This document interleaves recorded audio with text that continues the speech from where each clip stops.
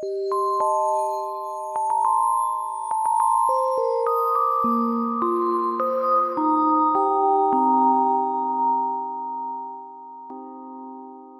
welcome everyone to this next presentation in this series. The series is Yes I Can, and this is a motivational series. It's a series of positive affirmations to positively affirm us that yes, we can change a lot of our habits. Yes, we can change a lot of things which are under our control. And yes, we should also know what are the things we cannot change. There are things, there are people around, there are things outside, there are circumstances, there are a lot of events which we don't have any control over them. But there are things which are within us where we have a power to control, power to change, and think differently. So in this series today, I'm going to talk about how can I imbibe positive values. The last talk was on, how to take care of our negative values or unhealthy habits, and we looked at some of the durvasanas which we could, identify in ourselves, and we could, get rid of them by the solutions that have been shown to us by some of the scriptures. So we talked about Durvasana Pratikar Dashakam, DPD, so these were 10 shlokas. I know it was a little heavy, but this is a very important, tool which can help us to take care of our negative emotions.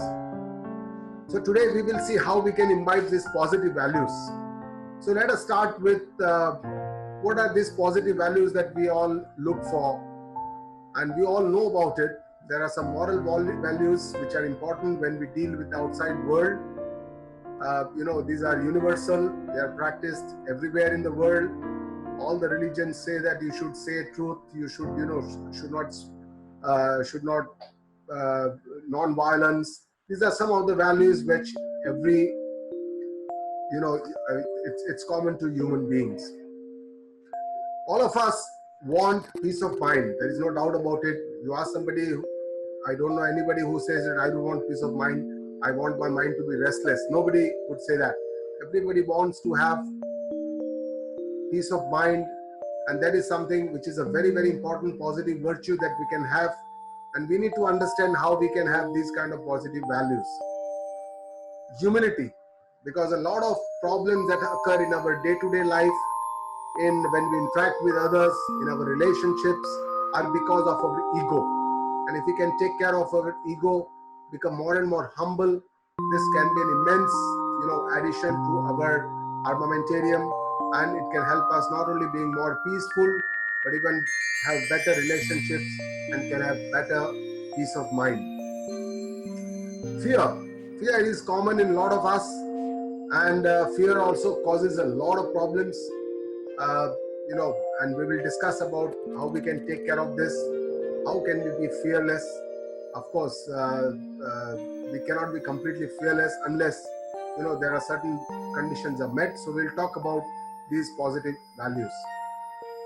Now, if we look at Srimad Bhagavad Gita in the 16th Adhyaya, there are some Daivi Sampatti which has been mentioned by Bhagavan Shri Krishna. These are the 3 shlokas which mentions about these Daivi Sampattis. So in the first 3 shlokas of the 16th Adhyaya, Sri Bhagavan Shri Krishna talks about the Daivi Sampatti. So these are the, the Sampatti or the assets or the values or the virtues which, are positive, they are virtuous. So they are like almost 26 of such have been mentioned in these 3 shlokas. Abhaya, Sattva, Sanshuddhim, Jnana, Yoga, Vyavasthita, Dana, Dhamma, Yagna, Swadhyaya, Tapa, Arjavam. Arjavam means simplicity. Ahimsa is non-violent. Satya, Akrodha, loss of anger. Tyaga, Shanti, Apaishunam, Daya, Bhuteshu. Sarvat Bhuteshu means towards all Bhuto, Daya. Aloluktvam, loss of attachment. Mardavam, be gentle. Mruduta. He, Achapalam, a loss of access of activities. Teja, Kshama, forgiveness. Dhruti means Dhairya Shakti, to have a lot of courage. Shaucham is Shuddhi, Adroha, Nati Manita. Nati Manita means not to have too much of, craze for personal name or fame. That is called Nati Manita. So Bhagavan says this is Bhavanti Sampadam Daivim. These are all the Daivi Sampatti. Abhichatasya Bharata. Bharata means it's a, Arjuna, you must develop these kind of positive virtues. You should adopt this kind of positive virtues. So what I'll do is I'll just, go by one, but I'll summarize this in the ensuing presentation. So essentially, we talk about the moral values which are important when we deal with the outside world. And amongst this, the most important is honesty. And all of us know that we need to be honest. And it's important because we don't have to remember what we have told anyone. And it is a good virtue to have. It will create our character, very strong character, if we have a complete honesty to the core. So honesty must be in a man, vachan and vani and karma. Everything should be all together. The second virtue is non-violence, and a lot has been talked about and discussed in the current scenario how we can put this virtue into practice. Essentially, non-violence means not doing any himsa. But himsa is not just physical himsa. Himsa in Shastra is even vani. If you talk rudely with somebody in disrespect, that is also violence. And not only that, if you even think bad about someone, that is also violence. So karma, vachana or man or vichar, all the three are important. So that is what is the non-violence. So essentially, we must try. A lot of religions have focused on non-violence as a means of propagation. Of course, we should not steal. Stealing just does not mean chori karna. Stealing means whatever does not rightfully belong to us. So for that matter, a lot of things would come under this definition, which is a very wide definition. So for example, if we try to do income tax chori, that is also stealing because that does not rightfully belong to us, but we are still doing, chori. So basically, it encompasses a broad range of, moral values. Do not hoard means don't accumulate too much, more than what is necessary, what you can use. It's good to help others in their difficult times, and it's good to give people who need the most. We need to identify people who require or who need things, and we should try and be kind and be generous to them. So these are all the moral values. Forgiveness is also very, very important. If you have forgiveness, you will be at peace of your mind, because if you learn, because they should understand that, while others make mistakes, we also make mistakes, and when we make mistakes, we forgive ourselves. And we should also ask, if we are in that position, how would we want to be treated? And that's why we should be kind and generous to people. They said that human beings are the ones who can, human race is the one which can make mistakes, and that's why it is good to forgive people, especially when they're not making repeated mistakes. So we should be kind, generous. These are all the moral values which we should imbibe in our day-to-day life. And I'm not going to deal more about this, but we'll come to this peace of mind, which is more inner to us, which is not when we deal outside, but when we deal with our own self. How peace of mind affects. We all have a lot of likes, dislikes. Some are very strong, and these likes, dislikes create a lot of problems for us. We all are, we are all engulfed with a lot of desires. We want to do this, we want to do that, we want to do this and that and everything else. So a lot of desires keep coming in us. ये भी करना है, वो भी करना है, सब कुछ करना है, बहुत कुछ करना है, एक लाइफ में बहुत कुछ करना है. तो ये desires जब, when desires are fulfilled, what it leads to more and more desires, and it leads to more and more greed. So this is what is the true nature of these desires. But if these desires are not fulfilled, what happens is that we get angry. If the desire, so root cause of anger is also a desire. So desires अगर fulfill नहीं होती है तो क्रोध आ जाता है, अगर fulfill हो जाती है तो और भी desires आ जाती है. So मोह या तो लोभ हो जाता है. So these are all the nature of these desires that we need to understand. Attachments, asakti towards our own loved ones, beloved ones, attachment to our name, our reputation, our wealth, a lot of things, our possessions. We have a lot of attachment, and that is also one of the root causes of a lot of problems. And this causes disturbances in our mind. So if you want to become peaceful, we have to let go some of our attachments. Of course, we can't let go of everything of this, because in some proportion all this will remain. But at least we have to understand, we have to think how much we can let go of these kind of desires, greed and anger. Finally, you can get the final peace of mind can only by knowing our own self, which is the blissful self. If that understanding comes to us, that the bliss that we are looking for is not outside in the objects, it is not in the possessions, it is not in the wealth or any of the relationships, but it is our own self, which is blissful, full, complete self. Then it will give us a complete peace of mind. But this will take time. It has to go through a lot of process before we can realize that, and we can understand, and we can feel that bliss coming from our own self. But it is certainly possible, and it is definitely the ultimate goal for all of us. Our emotions very commonly bring us down. We live in a kind of a roller coaster of emotions. There are times when we are very happy, there are times when we are not happy, we are depressed, sometimes we are elated, sometimes we are very, very, angry, sometimes we are. So these are the emotions which make us miserable. And that's why it is important to recognize how we can, if we can modulate these emotions. It is good to be emotional. Emotions is something that is bestowed to human beings, and it is a very good virtue, because it can allow us to express our humanity, our compassion. So it's a very, very good virtue to have. But the problem is when these emotions get exaggerated, and when they become much more than what are required, and when they make what is called as a major on a minor thing. When there is a small little issue, we make it a very big issue, because it involves our own ego, it involves our self-worth, which is disturbed. And sometimes that's why start a fight out of these small things. So sometimes the emotions are misplaced. We keep more emotions to where we have more attachments. So for example, our loved and dear and near one, somebody talks anything about them, we get more emotional about it. And these are some misplaced emotions which we need to recognize to become peaceful with our own self.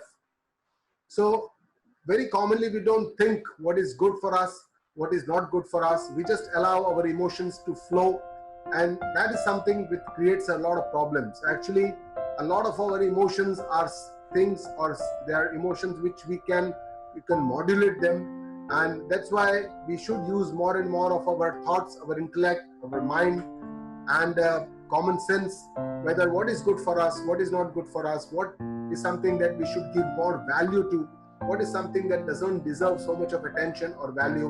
And that is how we can create being better emotional human beings. We can be in balance to our harmony with our surroundings and with our own self. So our own relationship with our own self and the surroundings is very, very important for us to become peaceful. So can I control my emotions? Yes, definitely I can control my emotions. One is, I must be aware whenever my emotions go for a roller coaster ride. I should have at least I should register, I should know that these are the times when I'm going haywire, I'm going astray, and that's where I must try and do something about it. It's very important and very good to respond rather than react to situations. If somebody tells you something, there's no need to react. We can take some time, assimilate the thoughts, think about it, and then we can respond. Majority of the problems occur because we react to situations. We want to just immediately give a response rather than thinking about it and giving a mature response. So this is something that we can learn gradually, becoming more aware. Peace of mind is, we must tell all the time our own self that peace of mind is the most important virtue for us, and we would do anything to have our peace of mind.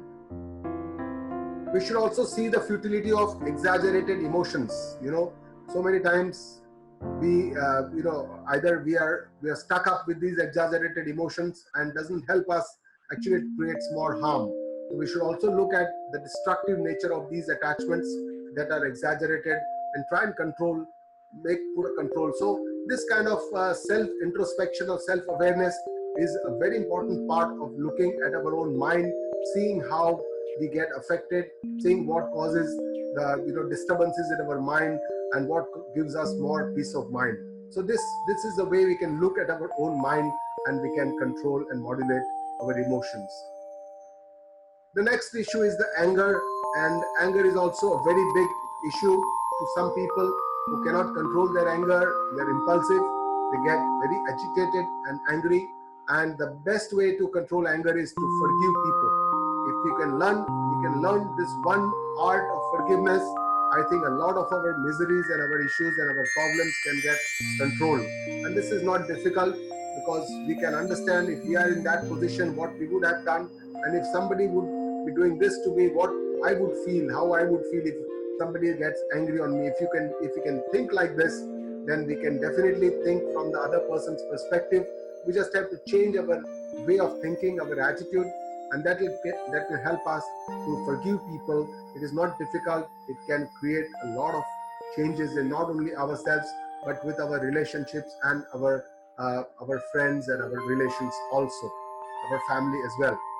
So we should get an early inclination of the anger that is coming, somehow that the anger is building up. We should be aware that and then we should try and change our activity in that situation, avoid that circumstance that is likely to trigger the blowing off of the lid. And we should try and be an observer to these emotions. Like we are observing all the other things around us or outside us, we can observe our emotions, our thoughts, our vrittis, how they develop in our own mind, and we can actually be a silent observer. And that can give us a much more dispassionate view or a much more objective view of the situation and how much is our reaction to that situation. So if we want to see this, then we have to have this kind of a very objective view of our mind. And we should know that anger is not just self-destructive, but it also destroys our relationships. तो जलता भी है, हमको जलाता भी है और सामने वाले को भी जलाता है. So it creates more double the damage than what it is meant for, and that's why it is very destructive emotion that we should avoid as far as possible. We can change the attitude also. In very commonly we say ठीक है, बराबर छे in Gujarati, something like that. A lot of times we are very kind of meticulous and we want everything to be done in a very, very particular way. We could become a little bit more flexible and change our attitude so that we can control our anger. And of course, correct understanding is very important for changing our emotions, our anger, and correct understanding in terms of is it really justified? Is it really appropriate? Do I need to do this? How much angry do I need to be? Actually, the best thing is if you can have the anger under your control. I mean, you can become angry as much as you want. That's the ideal situation. So you give an appropriate response to the situation, and then when that situation is not there, or that person is not there, or that situation is not there, then we become quiet and peaceful much faster and much earlier. So with this kind of an understanding, we can definitely modulate our anger and our emotions. So in Bhagavad Gita, Bhagavan says that you should have what is called as a nirdvandvo bhava. Arjun को बोल रहे हैं कि निर्द्वंद्व means ये द्वंद्व जो है द्वंद्वात्मक जगत. Dvandva is the dualities, the twos, the duplicates, or the pairs. Everything comes in pairs. Sukha, dukkha, मान अपमान. स्तुति कोई करेगा, एक दिन कोई निंदा करेगा. एक दिन कोई मान देगा, दूसरे दिन कोई आकर अपमान करेगा. So all this we should remain samabhava, in the same stride. If we can take it, then we can be much more happier and much more peaceful. So let's come to this another big balloon that we all have inside us. It's called the ego. Ego is kind of our self-worth, what we think of ourselves. It may be inappropriate. It could be, our sense of self-worth is quite low, or we have a low self-esteem, or we think too much of ourselves. We have a very high self-esteem. We think that everybody should give me a lot of respect because I'm a doctor, I'm a surgeon, so people should keep and go on giving respect to me. So that is the kind of expectation that we have. This is the kind of how the ego works, the sense of self-worth or the our self-appreciation works. How we can take care of this? Of course, simplicity is one that God has said, you be arjavam or simplicity, live in simplicity, have a simple life, simple living, simple thinking, and don't expect too much from others. Then it can help us. If we give due respect to others, definitely we will receive a due respect. But we can't expect that we disrespect people and then people keep on giving respect to us. That is something which is it is not a appropriate expectation from people. We should try and avoid hurting people, especially at their pressure points. We shouldn't hurt people, and we should be more gentle to them. We shouldn't be hesitant in saying sorry if we have done any mistake to anyone. That should not be, our ego should not come in the way. If we realize that this was a wrong thing that we have done, we should just go and apologize. That's the best way to have others, and quiet down the relationships, and the heat or the anger or the heat of the moment can be subsided by just being nice, gentle, and apologetic. So being gentle, being nice, being compassionate is the best way. Being thankful, being, for everything that is given to us, for performing our work, is something that can help us to become more humble, more develop more humility in our life. And if you see some of the great men, they are very, very humble. If you look at the great people, they have a lot of humility in them. So the bigger they grow, the more humble they are. And that is the real mark of a successful person. If somebody becomes more successful with more arrogance, that is not true success. With true success, humility should be a part of the true success, and that is the real success in life. So how can I be humble? As we discussed, self is an identity crisis, and we should look, there is a different way of thinking, and with this we can become humble. We can say that, whatever we think that we own, all these things, this much, who actually owns all this? Who has created this world? I didn't create this world. This brilliant world or this brilliant creation was created by some brilliant creator. So we have to look at something which is beyond what we can see. We can see that, these are the things that I possess, but how could I possess this? How could I do this? How could I make an earning for myself? How could I earn a living? So all these things, if you think, then we will realize that there is a very big grand design in which I am just being one part of it. I feel that I have done this, I did this procedure and the patient got well, and I take all the credit. But that's not true. I have to realize that a lot of things has already been given to me. A lot of, the instruments that I use have been given to me. I have not created. The knowledge that I use has been taught to me by someone. Didn't create that. A lot of things is already given to us for performing our day-to-day work. And that's why we have to really think what really I have done to earn or to expect this kind of appreciation or this kind of praise for myself. And we also need to think that when I do something, there are a lot of others in the team, there are a lot of people who help me to do my daily duties, and they also share a lot of or the praise or appreciation or the work of what I'm doing. So finally, we can see this from a larger design that everything, all this praise and everything around is all temporary. It has to end one day. And the best way to become humble is to surrender to the Almighty, to become kind of an instrument in the hands of the Lord, to be what Bhagavan says, be nimitta matra bhava. Nimitta matra means you think yourself as one of the tools to do your activity and become kind of an instrument of what you're doing, rather than thinking that this is what I'm doing or I have done, or having that kind of an ego. So this is the best way to become humble, to think differently, to think the grand design, to have what is called as ahobhava, or a gratitude, a feeling of gratitude all the time for what God has done to us, so that we have deserved to do what we can do today. So with this, even when we go to a temple, we have to, वो मंदिर में जो नारियल को तोड़ते फोड़ते, उसका भी मतलब यही है कि you have to break your ego. surrender to the Lord. If we can do this, then only we can achieve something meaningful in our life, something like a peace of mind, or something where some inner progress if you want to achieve. Then our ego is the biggest obstacle for us. So we need to take care of this. We have to think differently, and we can, we can actually manage and handle our ego better. The next is fearless, being fearless. We all have a lot of fears, and the worst fear that we all have is the fear of death. Not only for us, but even for our loved and near and dear ones. And this is because we don't understand what is death. Though we are in the medical professions, we are seeing death day in and out.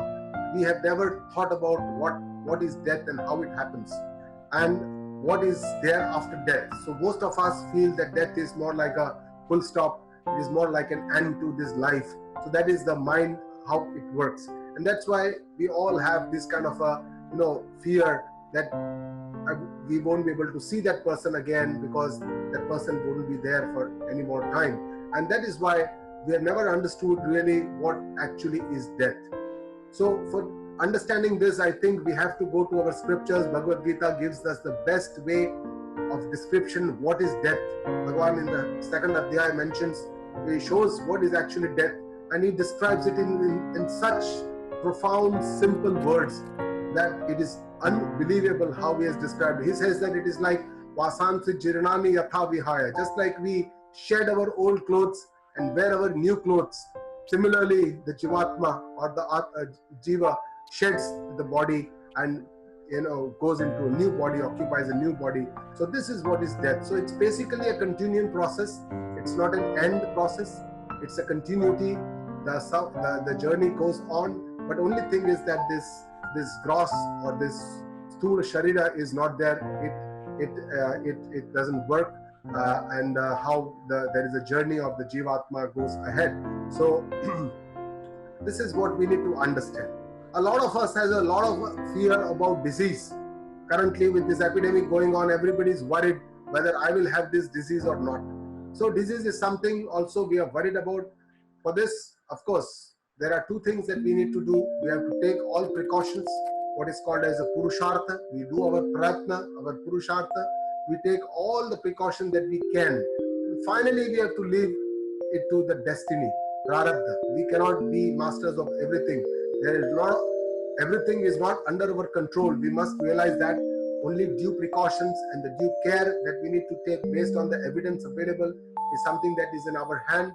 Finally, if something is going to happen, is nobody can change that, and if something is not going to happen, nobody can make it happen also. So with this understanding, we have to take care of the loss of our near and dear ones with different understanding. And this understanding can be, we can understand this only with the help of a guru, where we can learn this Bhagavad Gita, where it has been mentioned what is our real self and what is death and how we can accept it, what is our understanding towards death. So if we don't have fear, then only we can be bold. With the fear inside our mind, we cannot be bold. And for us, it is very important to be bold, to take some bold actions. As a medical professional, we are commonly encountering situations where it demands that we need to take some bold actions, which may have very different repercussions. And that's why we have to use our mind, our intellect, and our courage to take some bold actions and and see the repercussions or the results of these kind of actions. Finally, let's talk about how I can overcome my fear. Fear is part of our personality, and that's why we have to be very, very picky, try to go deep into it and understand what are the fears that we have. All of us have some or the other kinds of fear, and these fears keep continuously keeping us anxious and keeping us under a lot of worries. And this can be a part of the personality, and this gives rise to what is called as an anxious personality. Most of the medical professionals also would be a type A, always wanted achiever, and they always have some kind of anxieties or worries going on in the mind. May it be because of want to achieve something, may it be because there is a fear of not achieving, it could be anything. So we must realize that the fear is definitely counterproductive to our efficiency and health. And that's why we need to have some fear which will give us a deterrent effect, so that it's, for example, if there is a fire, then that fear that this fire can burn me will keep me away from the fire. But irrational fear of the fire, when it is so far away from me, does not help me. So that's why we have to understand that we have to overcome this fear, because it does affect our efficiency. Constant worries and anxieties does affect our efficiency and does affect our health as well. So correct understanding is necessary, as faith in destiny is also important, because unfounded fears have no bearing, because whatever is going to happen, nobody can change it. Destiny is something that nobody can change, and whatever is not going to happen, if we just keep on fearing about those things, it's not going to help me, because that's not going to happen. Just because the chance of the development of this situation is 1%, but still I keep fearing about it, still I keep worrying about it, then it is useless. We have to see what actually is it really worth getting worried about. These are the questions we need to ask ourselves. Complete fearlessness is, the first sentence of that first shloka, Abhayam. Abhayam means Abhayapad. Abhayapad means completely become fearless. That is only possible if you know your complete self. With this self is it's an indestructible self.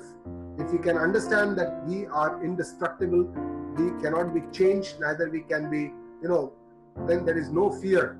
And only that understanding of our real self or our real Swarup, Atma Swarup, can give us this complete fearlessness which we all desire.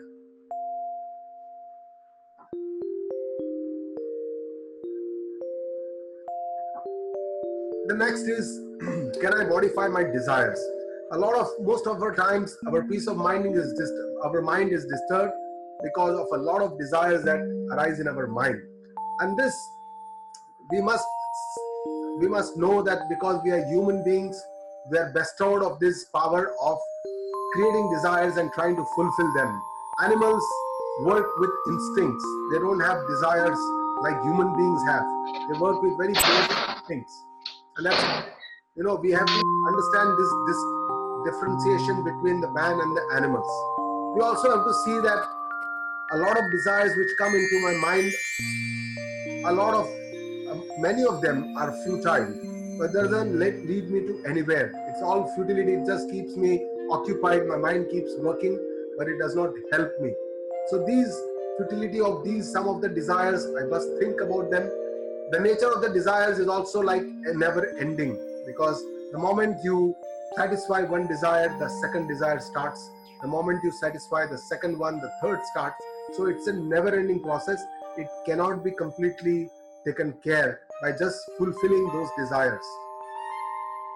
So when these desires get fulfilled, you get some temporary happiness, transient happiness, temporary satisfaction. You have a feeling that you are sukhi, you have some happiness, but that is also very, very transient.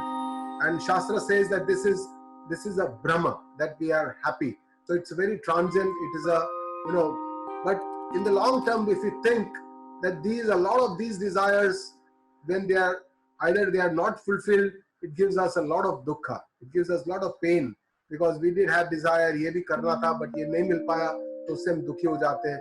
Agar milta hai, desire fulfill bhi ho jati hai, tab bhi kabhi dukhi ho jata hai, because we don't know what is going to be the fruit of that desire.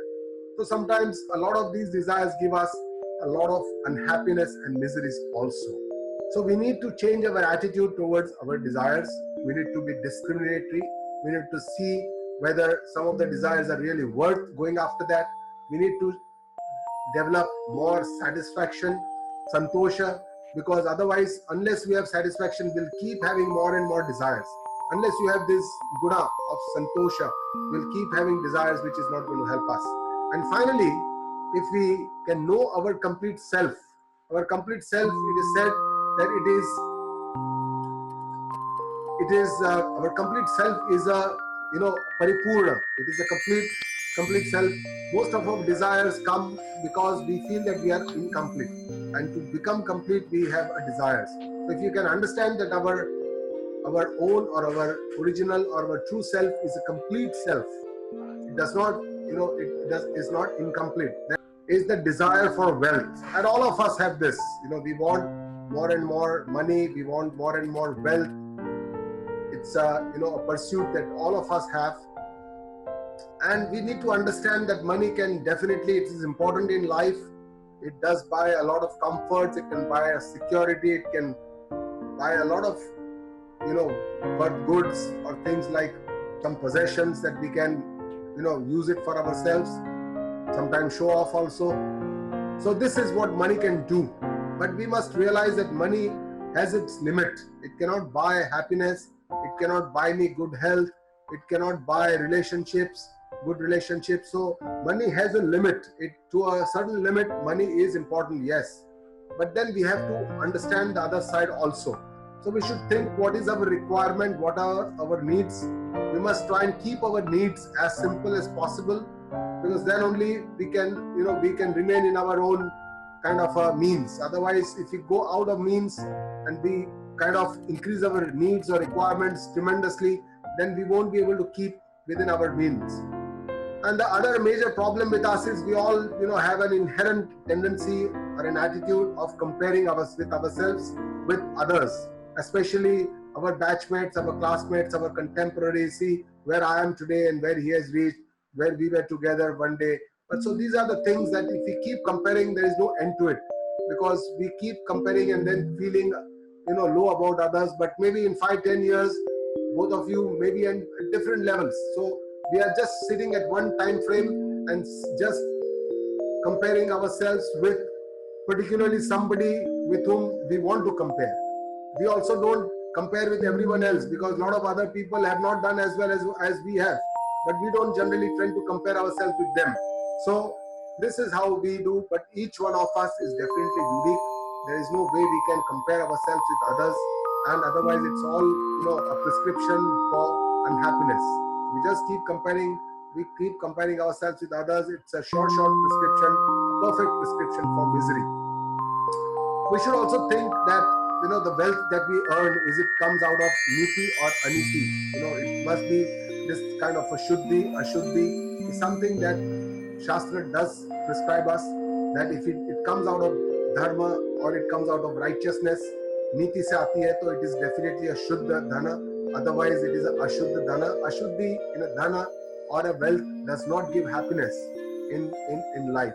And that's why it is important that we have shuddhi in our wealth. We all also are struck with desire to become very famous, to have a name so that everybody knows us. We are, known by people. So this is how we think, that if we are known by so many people, then we are, we have achieved something. So our possessions, our accomplishments are based on all this kind of a pseudo self-reputation that we have made of our own self. And this is also an identity problem. As we discussed, ego problem and identity problem. Similarly, desire from becoming famous is also an identity issue. And we must ask ourselves what we really want to prove by letting or allowing or being known so much. What we don't want to achieve. What do we want to prove to ourselves? That we are something, we have achieved something, or do we want to prove anything to others? What is the purpose behind all this mad rat race? We must think, we must pause and think about this.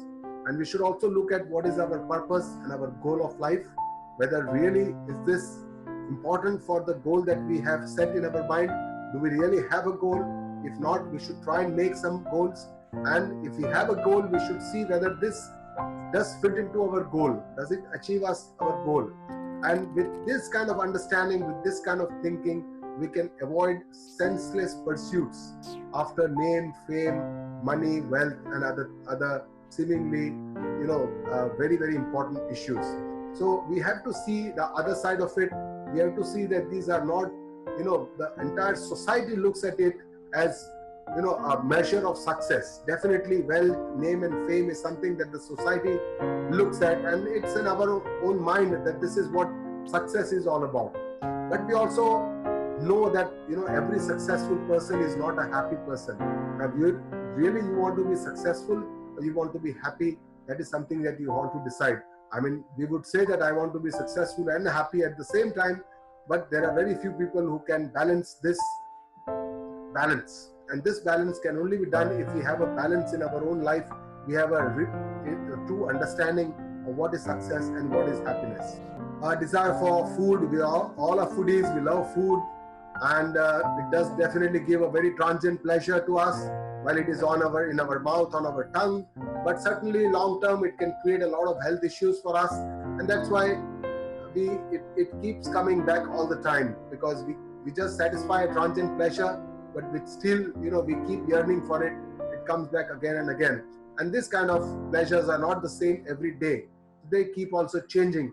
And that's why we have to be aware about our habits, what is good for us, what is not good for us, how much, in what quantity, what quality, what kind of food, what is good and what is not good. We should think rather than just doing something without properly thinking about the consequences.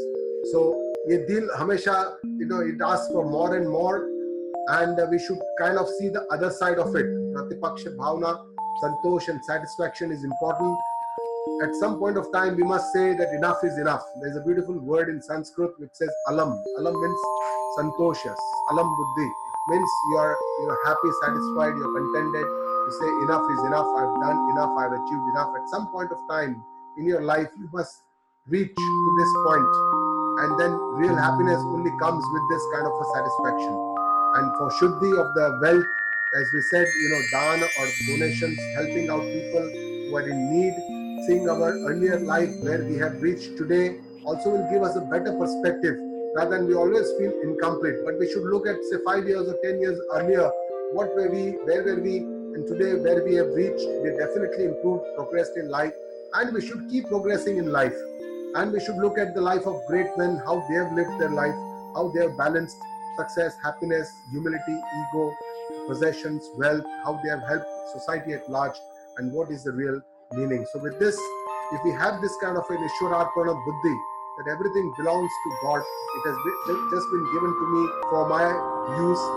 And if with this buddhi, with this understanding, if we can live in this world, definitely we can be more happier and much more peaceful. Similarly, too much of love is also quite possessive. It also wants to control. It creates bandhana, and also it creates a lot of dukh. And most of our relationships in our close family is because of too much of love or asakti. It is not too much of love, but it's called misplaced love. It's not true love. So we try to control, we want to possess people, we want to control them, and this creates a lot of problem. This is born out of our ego and misunderstanding about love. True love it sets you free. It sets the other person also free. There is no expectation. You have complete faith and complete respect in the other person, and this is what is a true love. So true love doesn't kind of control others. True love doesn't become possessive, doesn't create uljan, bandhan, dukkha, fights. So this is not what is true love. Alasa and pramod, or postponement attitude, inability to start. Also, we need to be proactive. We need to change our attitude, taking more initiatives and becoming prompt in our action. We have already seen this in the last talk. So what can we learn from the saints? We can learn what is their attitude towards life. They are very simple people. They have very simplistic attitude. Their needs are very simple. So they have a lot of faith in the God. That's how they could leave this world, and they could renounce the world with this faith. They don't worry too much about their past or the future. And this is also borne in mind because of their simplicity and their faith in the Almighty. And they live a very, very simple life. They are very satisfied wherever they go. They see the positive parts or positive things in everyone around. And that is something with a very positive attitude. And they always keep doing some good karma, good vichar, and satsanga, shravana, and some swadhyaya. So these are the things that we can learn from them, and we can use it in our own life also. Even if we are, living our normal life as a professional, we can inculcate a lot of good, positive virtues from a lot of people around, from a lot of scriptures around, from a lot of our friends and our teachers around also. So we can learn a lot of good, positive values from a lot of other people around. So we can make everyone our guru, and we can learn from all these people. So finally, coming to, yes, I can imbibe positive values. Definitely, we have seen that we can imbibe positive values. But the big question is how? How is it possible that I can imbibe all these grand values in my life. They look like quite difficult in the current situation, in the scenario, in the world that we live. How can I imbibe such positive values? Uh, what I'll try to give this answer how in the next talk that I'm going to talk today, uh, how I can imbibe these positive values. But in a nutshell, I can say that we should be good to our own self and we should be good to others. If we have these two basic things in our mind, then success and happiness will definitely come to flow with us. Thank you all very much for this presentation.